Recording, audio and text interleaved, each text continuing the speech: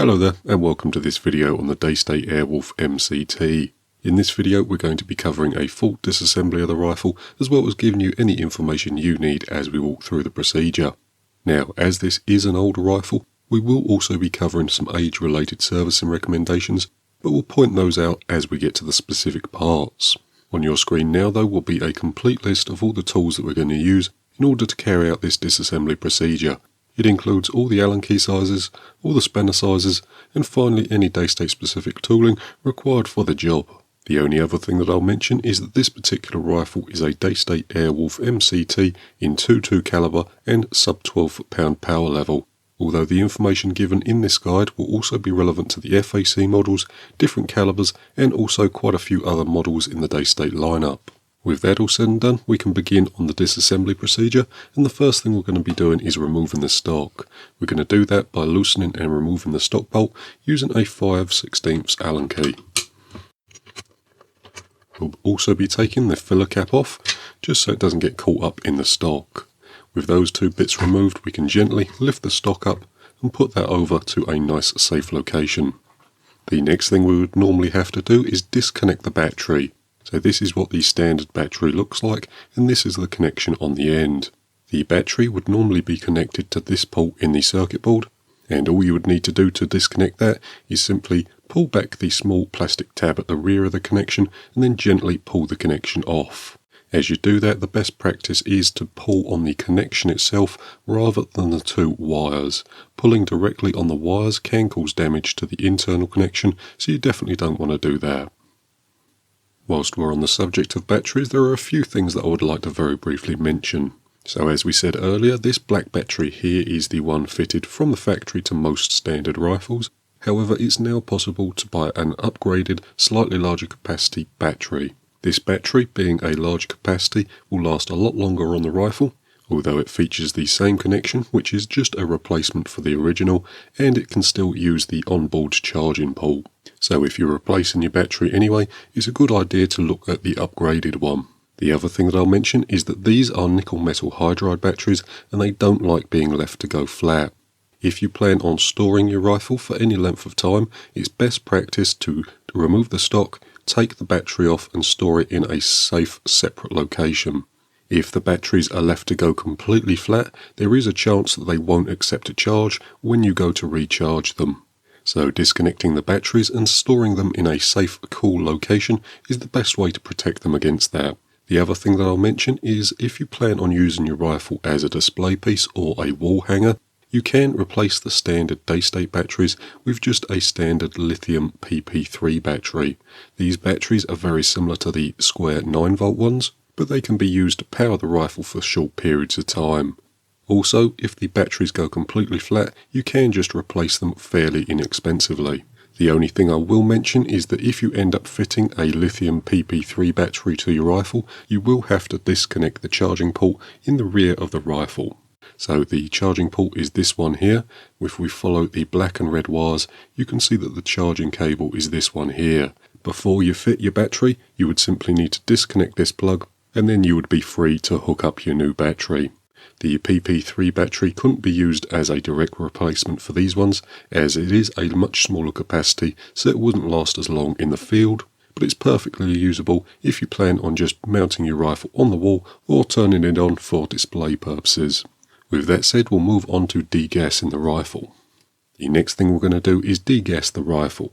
To do that, I'm going to be using the Daystate Degassing tool, although before we use the tool I am going to do a quick check.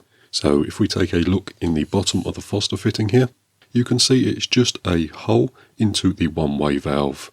On some rifles, a gauze filter will be fitted over the Foster fitting here, so if the gauze filter is fitted, you cannot use the Daystate Degassing tool, and you'll have to degas the rifle a slightly different way. I'll discuss that very shortly. However, as our Foster fitting isn't fitted with the gauze, we are free to use the tool. What I like to do is disconnect the fitting from the bottom, hook that onto the Foster fitting, and then screw the tool in from the bottom. After a few turns, you should feel the tool contact with the one-way valve in the rifle, and a few more turns after that, air should start dumping from the fitting. Now, I've already degassed this rifle to save us a little bit of time, but you would leave your fitting connected until the rifle was completely out of air. So we'll just disconnect that there. And then as a final check, what we'll do is slightly loosen the Foster fitting itself. We're going to be doing that with a 16mm spanner, cracking it loose and making sure it goes nice and floppy straight away. So if we take a look at that here, you can see that the Foster fitting goes in and out without any issue whatsoever. If it was stiff at this stage, you would need to come back with your degassing tool and make sure that the rifle is fully degassed. If your rifle was fitted with one of the Gauls filters, what you would need to do is use the 16mm spanner to unscrew the Foster fitting very slowly. After between quarter and a half a turn, air should start leaking out of one of the joints and you would simply leave the rifle to degas. And again, once the hissing stopped, you would do the same Foster fitting test by just doing it with your hands and making sure it spins freely. With that said, we can remove the Foster fitting from the bottom there. To separate these two components, I'll clamp this piece in the vise with some nice soft jaw protection, and I'll use our spanner to crack the Foster fitting loose. And with that done, you can see the individual components here. So we have this piece with two doughty washers on it, one at the top, one at the bottom, and if air is leaking out from between the joint of the block and this piece here, you simply need to replace this doughty washer. If air is leaking out from this piece here and the Foster fitting, you would simply need to replace this doughty washer. The other part that you can't see at the moment is still in the Foster fitting, and to get that out, we're just pushing it out with an Allen key. This piece has a O-ring on it, and this O-ring stops air from leaking out of this hole here. So if you have a leak emanating from this hole, you need to replace this O-ring. The last O-ring on the end here isn't a pressure O-ring, it just provides a little bit of friction on the dust cap so that stays in place. The next thing we'll do is remove the barrel band from the bottle and the shroud. To do that, we're going to be loosening the 3 securing grub screws using a 1.5mm Allen key. With all 3 loose, the barrel band can be nice and simply slid off the end of the bottle.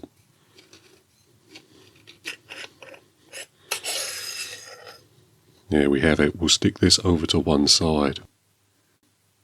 The next thing we'll do is remove the shroud, and that's simply done by loosening these 2 grub screws. So we have one on this side and then another on this side, and we're going to be doing that using a 2mm Allen key.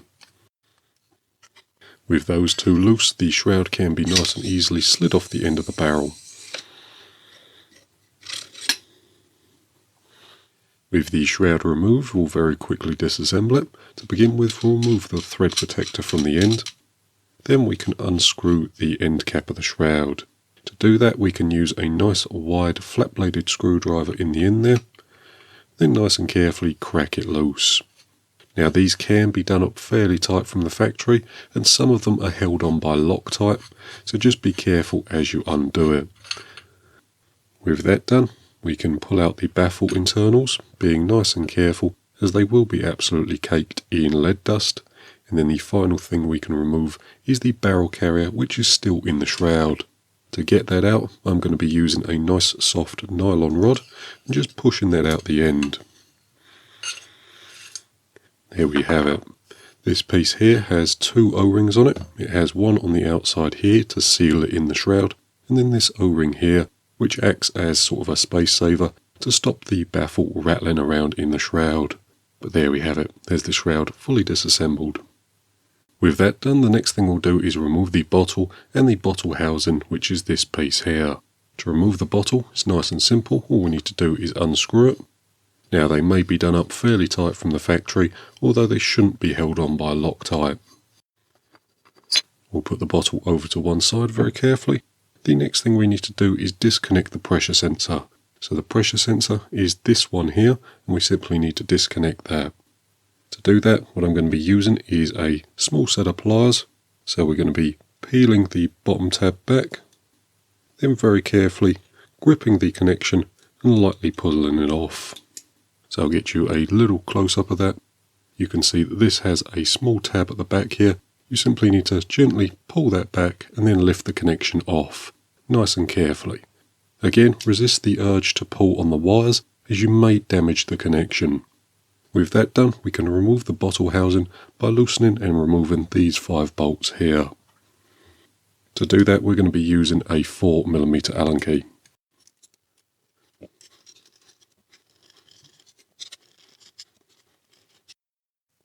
And when it comes to the last screw, you want to put your thumb over the bottle housing itself, as valve return pressure will want to push the housing off the block.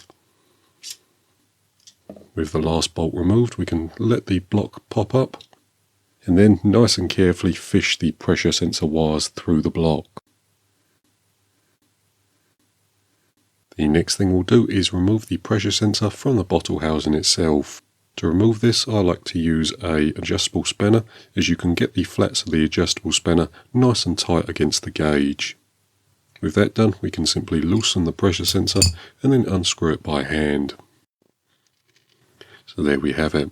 So the pressure sensor does have a Doughty washer seal on the base of it, and that seals in this little recess here. So if you have a leak emanating from this area, you simply need to replace this Doughty washer. If we take another look at the bottle housing itself, we have 2 more O-rings. This one round the end here stops air from leaking between the joint of the bottle housing and the bottle itself. So that's just that one there. We have another on the back, which seals on the inside of this piece here, so this bore here. If you have a joint leak between these 2 parts here, you need to replace this O-ring.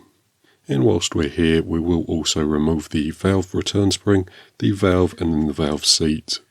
So there's the valve return spring and the valve pin. The last thing in the block is the valve seat. Hopefully you can see that, but we can tip that out nice and carefully like so.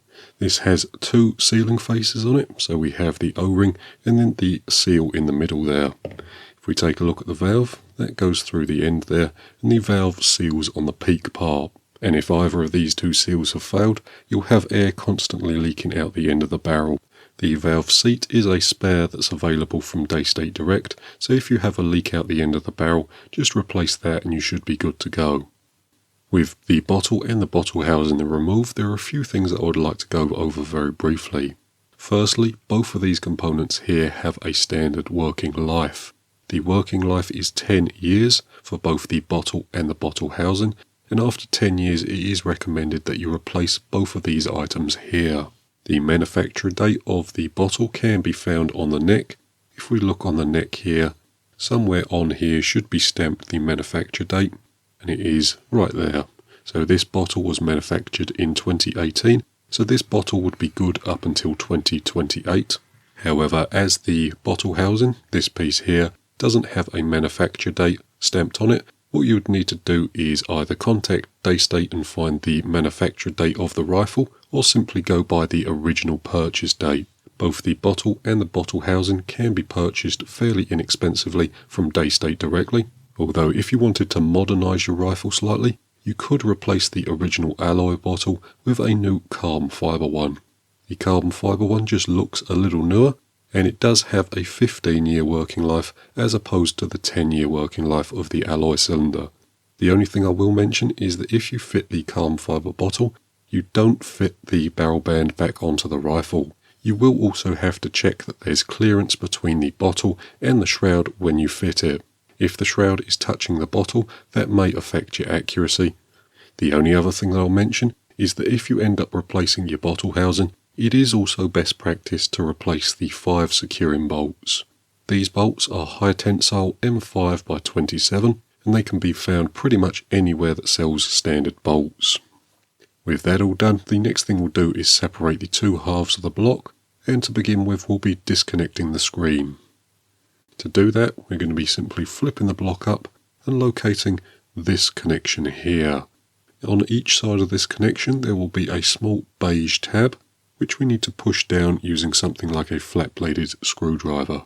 So hopefully you can see that there. The other one is on this side. We simply need to push that down as well. So there, the 2 tabs are disconnected, and we should be able to remove the daughter board nice and simply from the block. So to do that, we'll just very lightly grip this piece here and wiggle it up. It is held on with some Velcro at the back here, so you may need to just very gently lean it forward slightly and then pull it up. And I'll just get you a closer look at the connection there. So all we did when it was in the block is just push this part down and then this part down. That allows the ribbon cable to come out the back, and as you can see here, the ribbon cable from the screen is this piece here. With that done, the next thing we need to do is remove the 6 screws in the top of the block. So we have 4 cap head bolts and then 2 flat head ones. And to remove these, we're just using a 2.5mm Allen key. And depending on the age of your rifle, the 2 bolts in the back here may not be standard Allen headed bolts, they may be triangle anti-tamper screws. To remove those, you simply need to use the triangle removal tool, so this one here. But with those 4 screws loose, we can now remove the 2 flat-headed bolts. What I'll do is just push the pellet probe back slightly, then loosen those using a flat-bladed screwdriver. As you loosen the second one, just keep a good firm grip on both the top half and the bottom half of the block, as they will become loose when you remove these screws. With that done, we can separate the 2 halves of the block, being nice and careful not to catch the ribbon cable as we pull the top block off. So nice and carefully, like so. We'll stick this part to one side for now, and we'll concentrate on the top block. The first thing we'll do is get the screen on the side out of the way. To remove that, all we need to do is loosen these 2 bolts here using a flat-bladed screwdriver. With those 2 loose, we can simply pull the screen off from the side, being nice and careful not to catch the ribbon cable and damage it. So there's the block, and here is the screen. On the back side of the screen there will be a fair amount of dielectric grease. This dielectric grease just stops the components from corroding. So there we have it. We won't be removing the screen from the housing in this video, as it is a fairly technical job. If you did need to remove the circuit board from the housing for whatever reason, you would first need to bend these clips up, so both of these here, and then bend them in, so up and then in. You do have another 2 on this side here, and they just simply need to be bent in slightly, so towards the circuit board middle. You can see it a little better on this one here. So these 2 at the top are normally folded flat, and then the bending of them flat is normally enough to kink this part here and secure it within the housing. So just bend it up and in, and then simply from the front there, push the screen with your fingers, and then try and get sort of a razor blade between the circuit board and very carefully peel it up. It is a tricky operation, and you really don't want to be damaging the housing, as spares are fairly hard to come by now, so just be aware of that. With the screen removed and the excess dielectric grease cleaned up, we can now move on with the top block, and the first thing we're going to do is remove the barrel. To do that, we'll open the pellet probe and then pull it back. Moving it back that last little bit, that will allow us to remove the transfer port, and we can remove that using a set of tweezers or a little set of pliers, being nice and careful as we remove it. There is a small O-ring beneath this as well. So to get that out, we'll just use a flat-bladed screwdriver, coming in there and hooking the O-ring out. So the O-ring, or the transfer port I should say, has 2 O-rings, one in the top block and then one in the bottom block. So if we bring the bottom block over, you can see that the matching O-ring is in this hole here, so we'll hook that out as well whilst we have the chance. These O-rings seal on the transfer port itself, and when it's put into the rifle it should look something like that. So these 2 O-rings here aren't constant pressure O-rings, they're just O-rings that take pressure when the rifle is shot. And if either of those 2 O-rings have failed and need replacing, you'll feel a small puff of air emanating from the joint of the 2 components whenever you take a shot. Another symptom of these O-rings failing is that the rifle will be low on power. With that said, we can push the bolt forward nice and carefully, and then lift up this brass piece using a small flat-bladed screwdriver. It is spring-loaded, so be very careful as you do so, and the plunger and the spring are back here.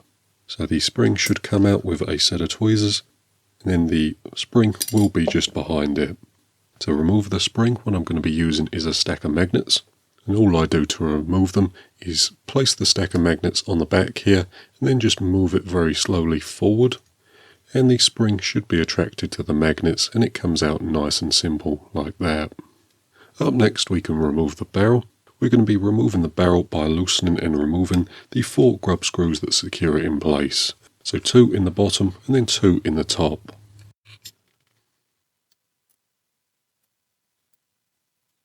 With those 4 removed, we can slide the barrel out the end, and there we have the barrel removed. Now the barrel doesn't have a conventional transfer port O-ring. The O-ring itself is on the pellet probe, so that's nice and easy to change. It's just that one there. The only other thing I'll mention is that the 2 sizes of grub screws that hold the barrel in are fairly important to remember. So we have 2 short ones and 2 long ones. The long ones go in the top, the short ones go in the bottom. With that said, the next thing we'll remove is the pellet probe itself. Firstly, we're going to take off the spring ball detent, and that's done by removing this grub screw here using a 2mm Allen key. There is going to be a small spring and a ball bearing behind this, and to get those out, again, employ the small magnets, and then these 2 components can be removed nice and easily like so. The next thing we'll do is remove the cocking dog, and that's simply removed using a 3/32 Allen key, cracking that loose nice and carefully. Now these can be done up fairly tight from the factory and are normally held in with a small amount of Loctite, so just bear that in mind. With that removed, we can simply slide the pellet probe out the end, and there we have it. There's the top block pretty much fully disassembled. The only other thing I'll mention is the O-ring on the end here. If this is failed, you'll feel a small puff of air every time you take a shot, emanating from the barrel opening. Another symptom of this is that the power will be low if this needs to be replaced. But there we have it. Moving on to the bottom half of the block, the first thing we're going to be doing is removing the trigger housing and the circuit board from this middle section. To do that, we're going to be disconnecting the coil wires. The coil wires are this one here. So this large plug in the middle of the circuit board, this one is the coil.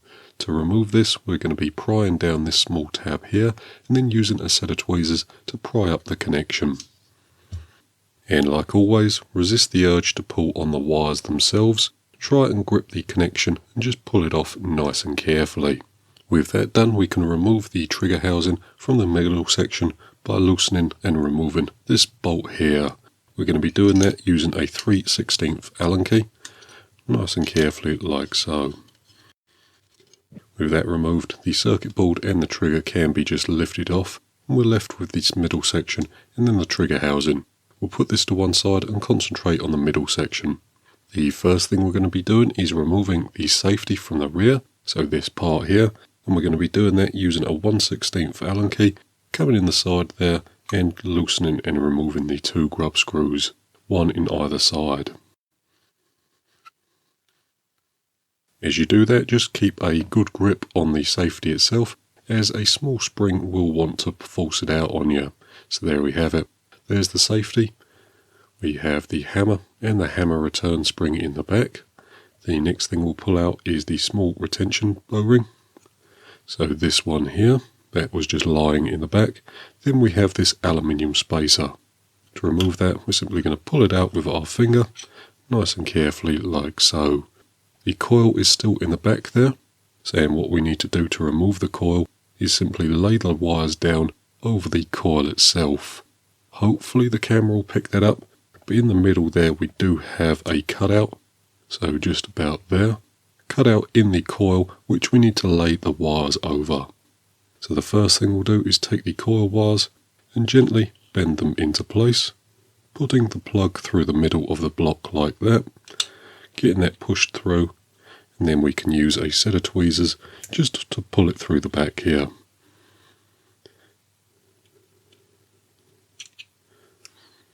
With that done, we can line the coil wires up with that small cutout we located earlier.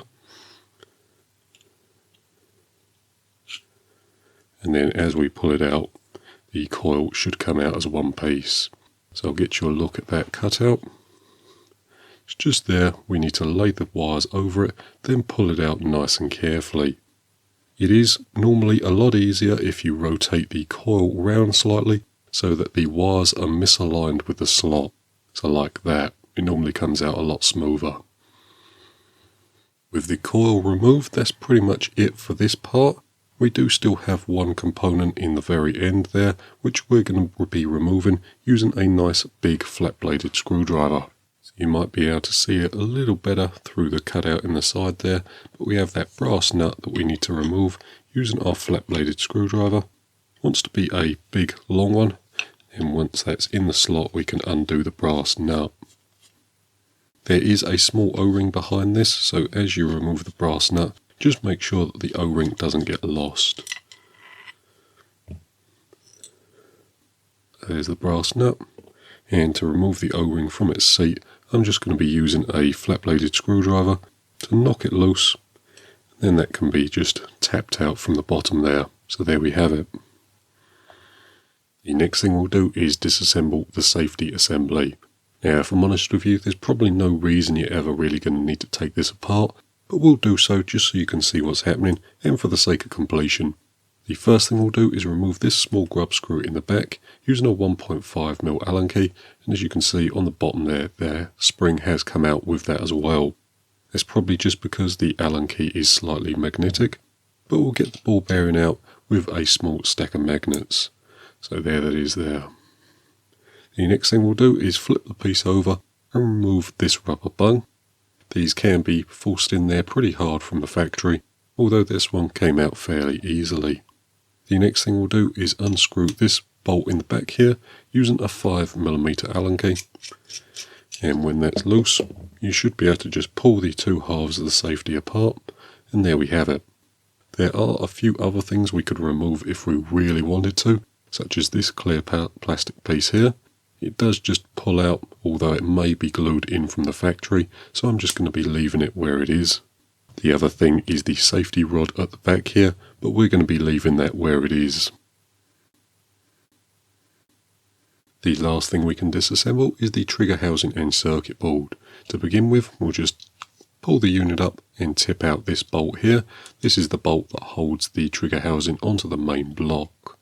With that done, the next thing we're going to be doing is disconnecting the 3 plugs. So if we take a look at the 3 plugs here, this one at the end here is the one for the lock. So if we trace the wires back, you can see where that goes. The green wires are for the trigger. Again, tracing them back, you can see that the trigger is in position number 2. Then finally, the charging port is in position number 1. So that piece there. We're going to be disconnecting them by gently pulling the small tab at the back, then using a set of pliers or a set of tweezers to gently tease the connections off.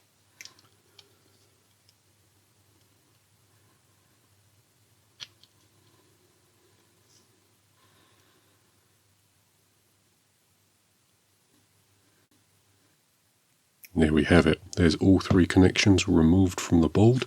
The next thing we can do is remove the board from the trigger housing itself by removing the 3 securing screws. We're going to be doing that using a flat-bladed screwdriver. The first one is under this corner here. So we're just going to be peeling up the double-sided tape, then unscrewing the screw at the back.